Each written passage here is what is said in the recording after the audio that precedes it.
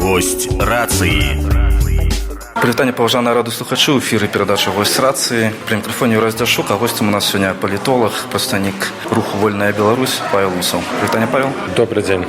І вось сённяшняя тэма была сустрэчы, гэта сучаснасць і што чакае Беларусь. Вось як вы гэта ацэніце, як вы гэта глядзіце на пачатку стан сённяшняй нашай Беларусі унутры і звонку, як это выглядае? Відавочна, што сітуацыя вельмі цяжкая, па сутнасці крызіс дзяржавы, крызіс улады, з той прычыны, што ўлада не кантралюе геапалітычную прастору і не з'яўляецца геапалітычным суб'ектам. Крызіс дзяржавы з'яўляецца ў тым, што нягледзячы на тое, што Беларусь фармальна застаючыся незалежнай краінай і існуючая на мапе Еўропы, тым не менш знаходзіцца пад гібриднай акупацыяй Расіі, выкарыстоўваецца для мілітарысцкіх мэтаў, у тым ліку як плацдарм для нападу на Украіну і таксама як пагроза для бяспекі захаду, што, канешне, адбіваецца на беларусах, як унутры краіны, так і на беларусах, якія выехалі.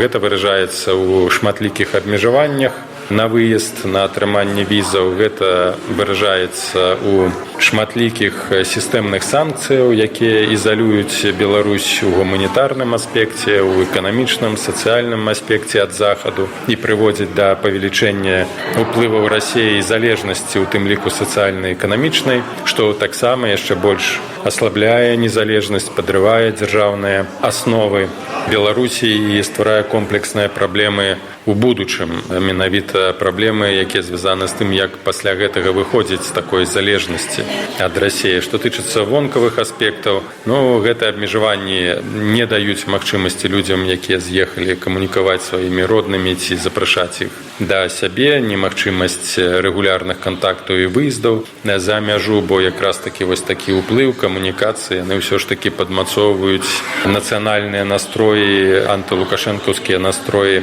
у Беларусі, і абмежаванне яно забівае арыентацыі праеўрапейскія, яно забівае надзеі. І, канешне, у выніку вось шматлікіх комплексных абмежаванняў, санкцыяў беларусы таксама сутыкаюцца з шэрагам праблемаў за мяжой. Гэта і легалізацыя, і як вынік, вось прыклад Верамейчыка, які не змог знайсці прытулку ані ў Літве, ані ў Польшчы, выехаў у выніку да В'етнама і апынуўся ў лукашэнкаўскай вязніцы. Гэта ўсё вынік якраз такі тых цяжкасцяў, па якіх надуманых праблемаў па бяспецы, па якіх беларусы разглядаюцца як патэнцыйныя ворагі.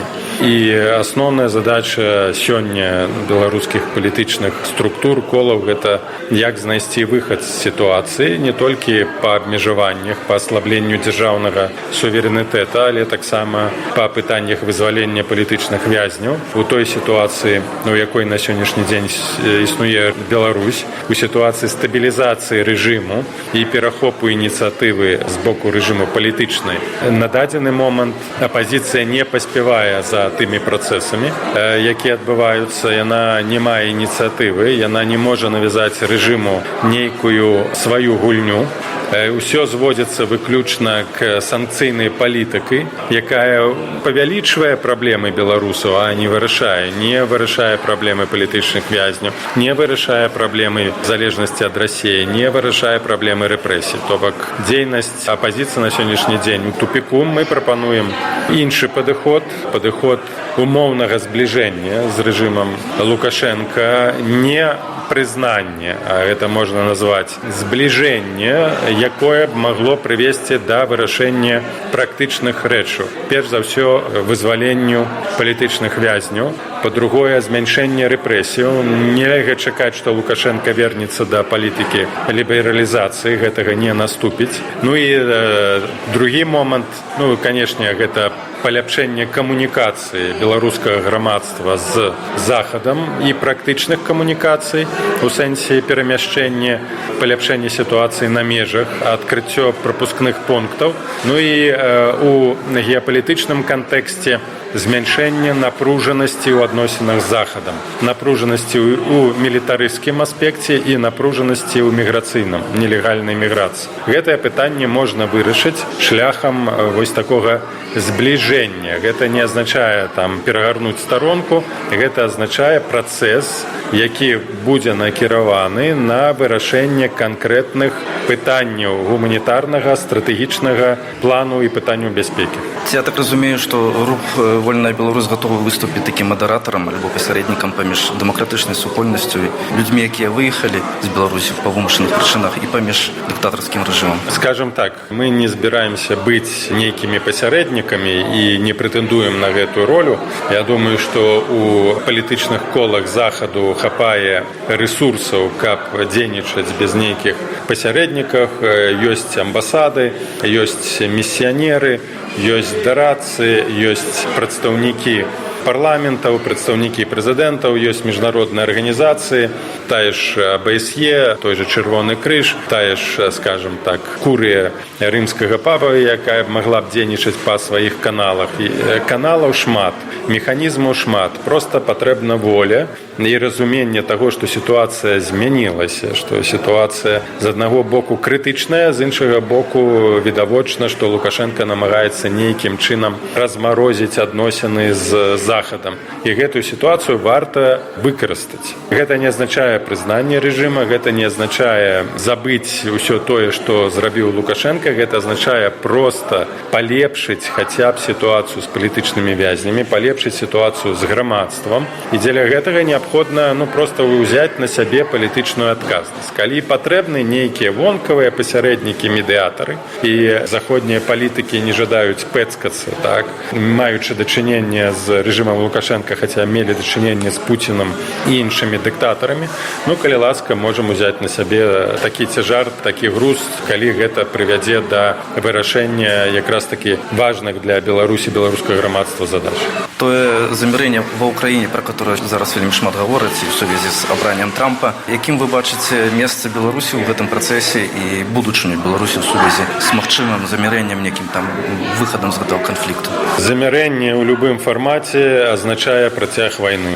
Замірэнне ў сённяшняй сітуацыі азначае, што Беларусь страчвае сваю незалежнасць і суб'ектнасць у 100%, бо замірэнне не азначае, што Расія прайграе. Яна азначае, што Захад, калі яно адбудзецца на умовах Расіі, да, і на любых умовах, азначае, што Расія выйшла з вайны па сутнасці пераможнай, бо вайна не вялася на яе тэрыторыі, вайна не знішчыла яе інфраструктуры, вайна не знішчыла яе мілітарысцкага агрэсіўнага патэнцыялу. Больш таго, па выніках вайны Расія забяспечыла сябе кантроль над Беларусю, забяспечыла амаль цалкам кантроль над Грузіяй, ён зараз будзе пашырацца. Замірэнне развяжаць рукі Расіі для рэалізацыі гібридных аперацый на Захадзе, дзе прарасійскія сілы набіраюць вагу, тая ж Венгрыя, тая ж Словаччына, іншыя краіны, дзе замірэнне будзе ўспрынята як магчымасць для пашырэння дзейнасці на карысць Расіі, ужо легальнай дзейнасці, бо пакуль няма замірэння, гэтыя прарасійскія сілы не могуць, акрамя, зразумела, Словаччыны і Венгрыі, публічна заяўляць пра свае прарасійскія пазіцыі, хаця шмат палітыкаў, на жаль, левых і правых, якія выражаюць сваю падтрымку для Расіі. То бок фактычна сілы, вось гэтая ось зла, антыдэмакратычная вось, яна ўзмоцніцца пасля замірэння, а ў Беларусі для Беларусі ніякага шансу не будзе, незалежна ад таго, хто там і як будзе прадстаўлены, бо моцнай з гэтага замірэння выйдзе толькі Расія.